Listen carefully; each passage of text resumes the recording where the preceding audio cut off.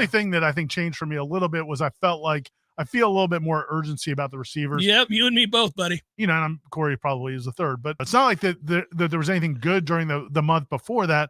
I just kind of it hammered the point home because none of us have been enamored by them that whole spring. No. And then you see a couple of just bad plays. I mean, just not good competitive.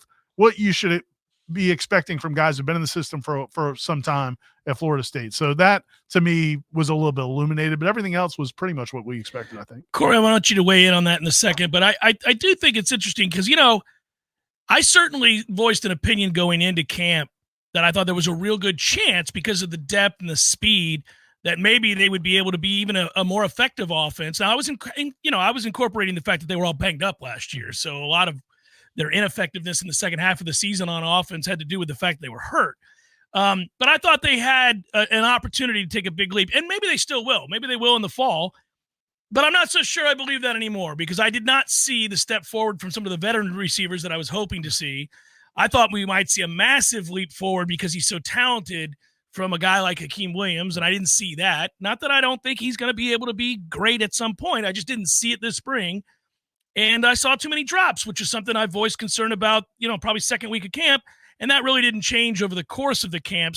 And Destin Hill getting hurt. Well, that hurts bad because he was having a great camp, and it's a shame. So, yeah, there are a lot of factors that weigh into it. But now my opinion going into camp that I thought they could be a better offense, it's tempered a little bit without question.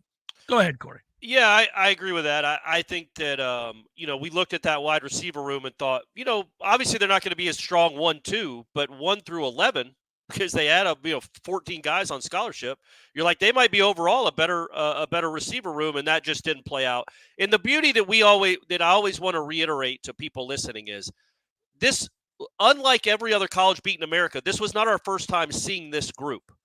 So it's not like they might in some places maybe the receivers have a bad day, but they were great all spring, and there's nothing to worry about.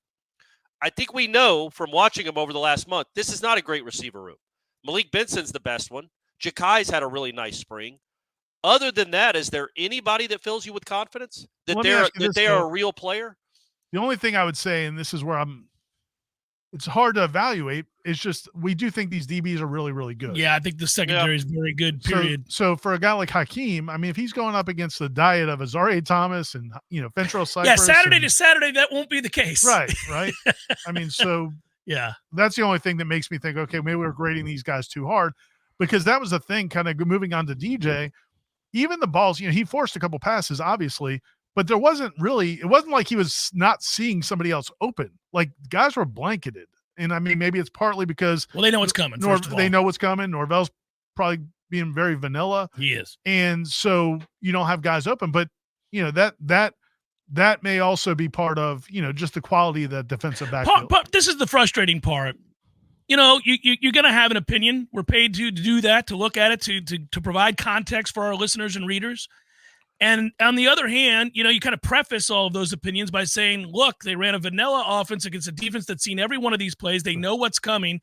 And it happens to be what I think is going to be one of the more athletic secondaries in the country, not just the ACC, the country. They got length, size, and speed for days back there.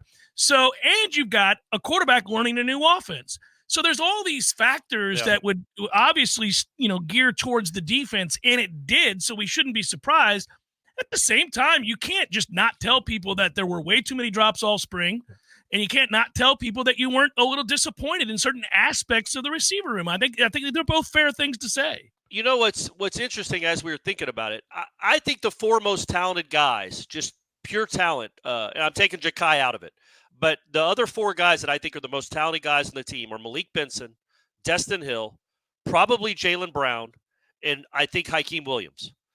Well, none of those guys have played more than 1 year Division I football. Hakeem and Jaylen Brown essentially didn't play Division I football last year. Destin Hill really didn't play. We don't know what Destin's future is going to be as injury-wise, health-wise. But, the guys that we think were the upgrade in talent in this position room don't have a lot of experience. So the hope is, what we saw Hakeem, because Hakeem didn't look very good in August or in April last year either.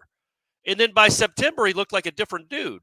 So So he transformed his body, literally, yes. maybe he'll take that leap again. I think Malik Benson proved to all of us, hopefully he's okay and healthy, that he has a chance to be I think he's an NFL receiver. I don't know about the other guys though. But the beauty is Jaylen Brown is really inexperienced. Like he played half a season. He was at LSU for 4 months.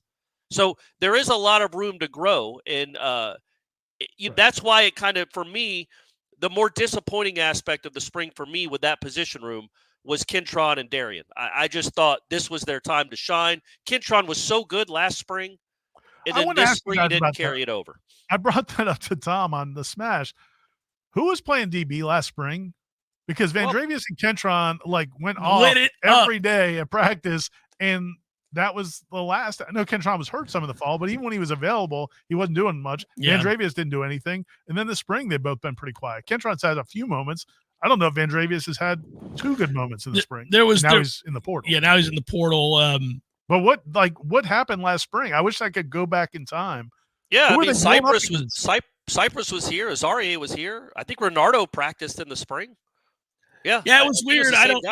I mean, Vandrevius was lighting the world on fire, hit the ground running. We all thought, wow, if that's the beginning. He was probably, because he was an early rollie, my guess is he was probably matched up against those freshmen DBs. And he was torching their ass. It's never been a question of ability with him. And so, I'm not surprised to see him hit the portal. I think that there were growing frustrations on both sides there.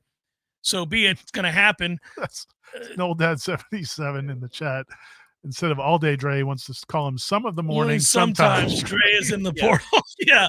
It's not surprising to see him go in the portal. I guess let's get our opinions out there that we're going to see in the neighborhood of 7 to 10 guys at the portal from FSU, don't you think? I mean, I don't think there's any question. We already have 2 that we know of, right? And 10's definitely, I think 10's probably close to it. It could be a little bit more. I'd be surprised if it's much less. Well, they have those meetings, right? I mean, like when you conclude practices and you get done and everything has been finalized, then you get a chance as a coaching staff to sit down with your guys and have honest dialogue about where you see them and how you see their role and what they need to do. And a lot of times players are not going to like what they hear. And it goes both ways. I mean, coaches may be surprised by what they hear. So there'll be several things there, but I would guess that 7 to 10 is an easy number to bank on here for Florida State in terms of players departing in the transfer. Probably, I would guess, at least 3 receivers, right? I mean, Vandrevius is 1, but they still got a glut of scholarship receivers out there, guys that can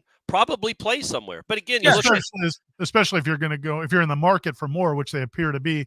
Matt has a piece up right now on our website at warchant.com with some of the receivers that they've already been in contact with in the portal. Yeah, and you've got guys here that have been here since 2020. Right. That still don't have an earned spot as a starter. And it's like, okay, maybe they'll just, if they see them getting portaled over again, it might be like, okay, let me go try to find a place where I can play a lot. Portier's the guy, man. I'm just telling you, I think Portier is I think he can be a good college receiver. I think he's proven that. He's made plays. I do think he was really good in the spring. He was good against Georgia. He was the only guy that was good against Georgia. And those were real DBs he was going against where he's making a 60-yard catch. I think he can be a player.